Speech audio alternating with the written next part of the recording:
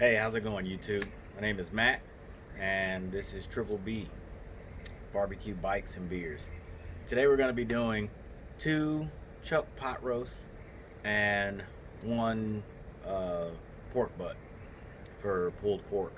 So right now we're going to go back into the past because I seasoned them up and got them all ready last night, and I'm going to cut to that and show you guys what my process for seasoning and getting the meat ready to go on the grill is. Alright, so before we get these out on the grill, I'm going to show you guys how I prepare them. This is the night before, so we're going back in the past. Here's the beef choice chuck roast. So as you can see, it has a lot of marbling in it. All of that fat will render down, and as long as you do it low and slow, it'll actually become really tender. And I'm doing 2 of those, and as you see right here, I have a whole pork butt, so I'm going to do 1 of those, show you how we prepare those and get them ready to go on the smoker. This is me and Daddy gonna put it on the grill. Yep, it's going to taste delicious, right? Then I'm gonna take a whisk. Okay, first things first, for the beef, go ahead and get these unwrapped. I'm not going to do any trimming on these because, as you can see, there's no real fat cap or anything, and we actually want this to cook through and render down into the meat. Like I said, if you cook it low and slow, you should be good. You'll have a little bit of fat in there, but that just adds to the flavor, and to me, I like that little strip of fat going down the middle. So right here we have a little injection. I have a mixture of beef broth, apple cider vinegar, and apple juice. And this is just to, it's not gonna really put a lot of like seasoning inside the meat, but it's just gonna keep it moist and enhance the flavor.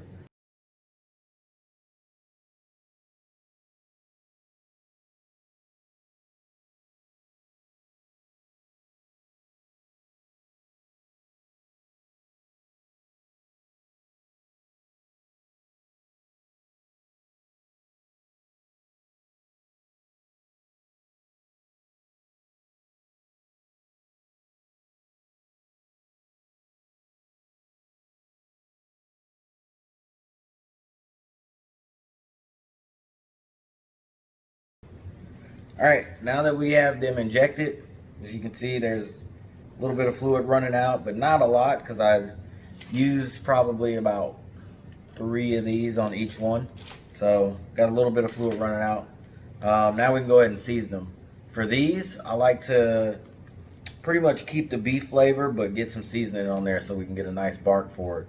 So I basically use seasoning salt, smoked paprika, some garlic powder, chili powder, and coarse black pepper.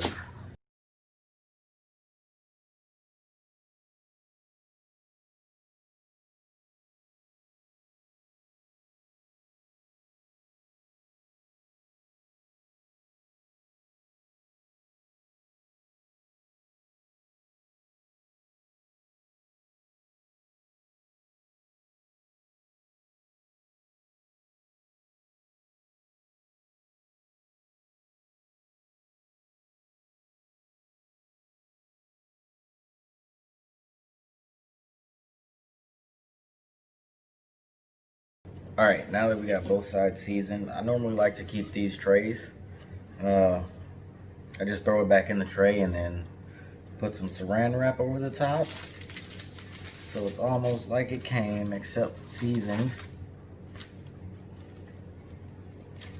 And then throw it back in the refrigerator.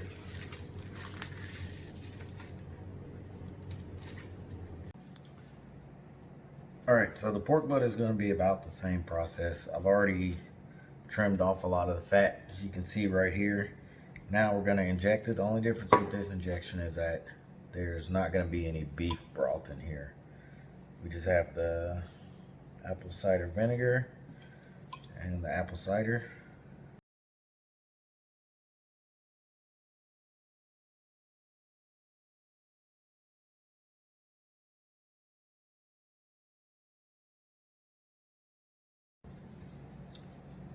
All right, now that we got this one injected, for the seasoning on this one, I'll do something a little bit different than the beef.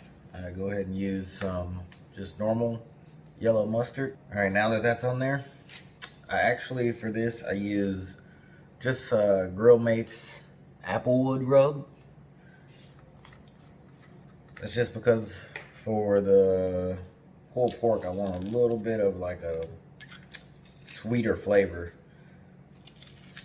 For the beef, you kind of just put a little bit of seasoning on there and try to let the beef speak for itself. But for the pork, I want a little bit more flavor, a little bit of sweetness to get in there.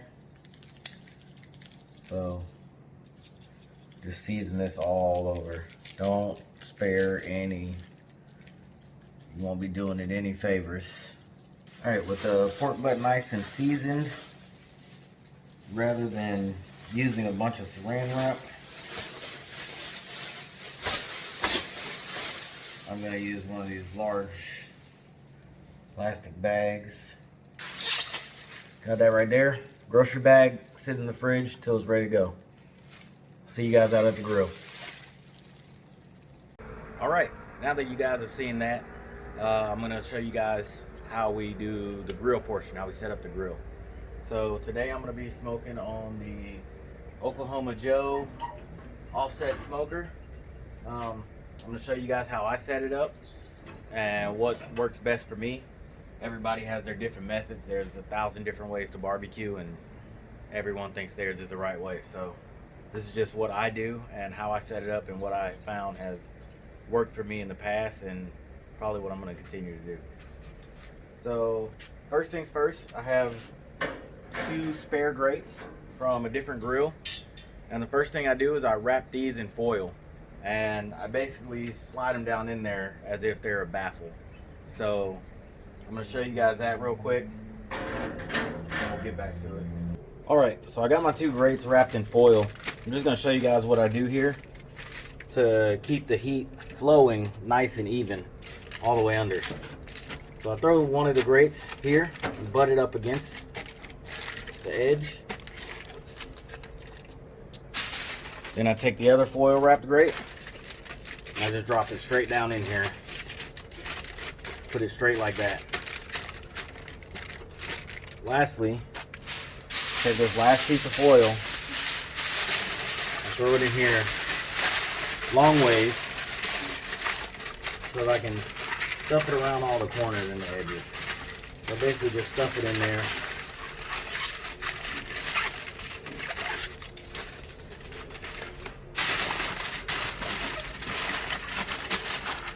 Make sure that I have a nice barrier. Obviously this is not as good as buying the baffles, but like I said, this has worked for me. Eventually I probably will just order the baffles that you can get for these grills, but right now this works. This is what it looks like when I'm ready to cook. Baffles, I'm also going to clean the grates off a little bit more. Baffles, water under where I put my meat, and then I got the grates. So now we're going to work on getting the firebox set up. So for the setup of my firebox, I like to make a bed. I'll show you.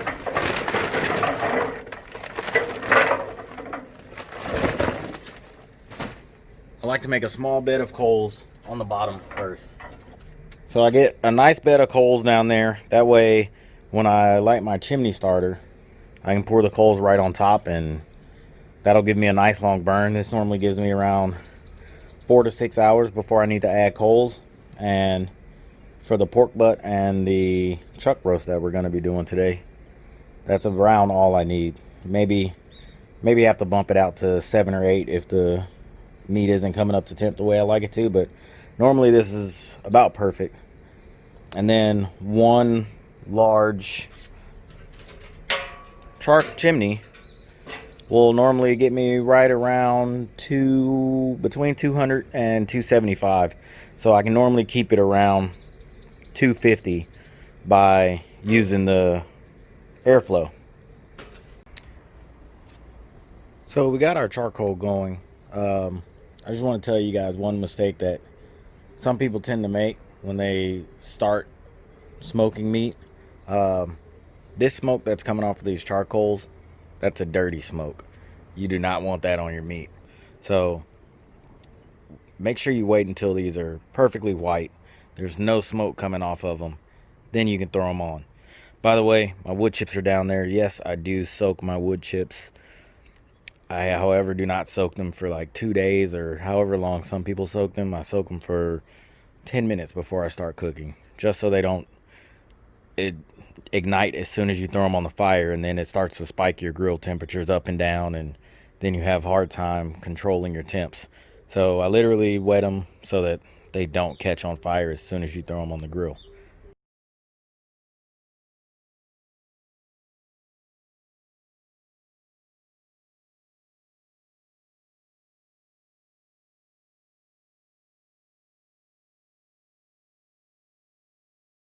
Okay, so this is a little bit more along the lines of what we want. You can, I don't know if you can pick it up in the camera, but you can slightly see a little flame coming out. It's been going for around 15 minutes, but as you see, there's no smoke, no dirty smoke billowing out. I'm going to return to the time lapse, and I'll see you guys back when these are ready.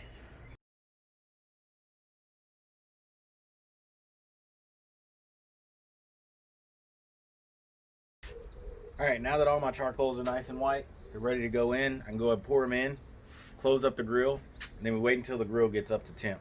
Here we are sitting right around 250. I'm gonna show you guys the grill temp. Sitting right at 250. A little bit under, but close enough. I'm gonna show you guys, because I didn't show you this, the way I do the wood chips. I actually have them sitting on top of a grate, on top of the charcoal. That keeps them from catching on fire. They basically just smoke, and then they burn and turn into coal. And then you can rake them off and throw some more on there. Right here, you can barely see it because I just threw those on, but there's like a really thin blue smoke. That's what you want. You want that really thin blue smoke. All right, there we go. We got both of our meats on. I use this guy, this meter thermometer. One of my good buddies got it for me. This is probably one of the best birthday presents I've ever gotten. It is amazing. So I'm gonna go ahead and throw this in the pork.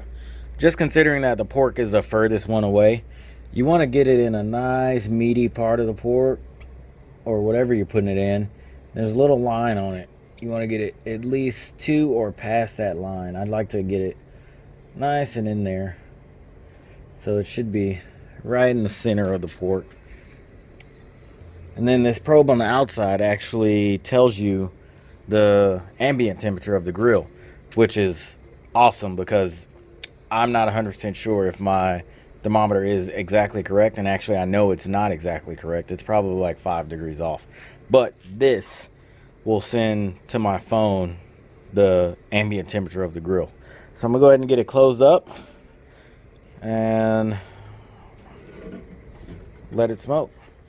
This video, I don't want it to be too long, so I'm gonna go ahead and break it in 2 parts. This part is gonna be the setup and everything. As you see, we went from seasoning the meat to setting up the grill, getting the charcoal fired up, and then getting the meat on the grill. All right, that's gonna be it for part 1. For part 2, please come back and hit the subscribe, hit the like, or hit the bell icon if you want to see every time I post a video. Peace.